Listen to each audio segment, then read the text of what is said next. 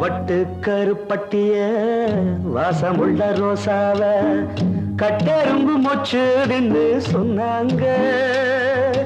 கட்டுக்கதை அத்தனையும் கட்டுக்கதை, அத சத்தியமா நம்ப மனம் ஒத்துக்கல.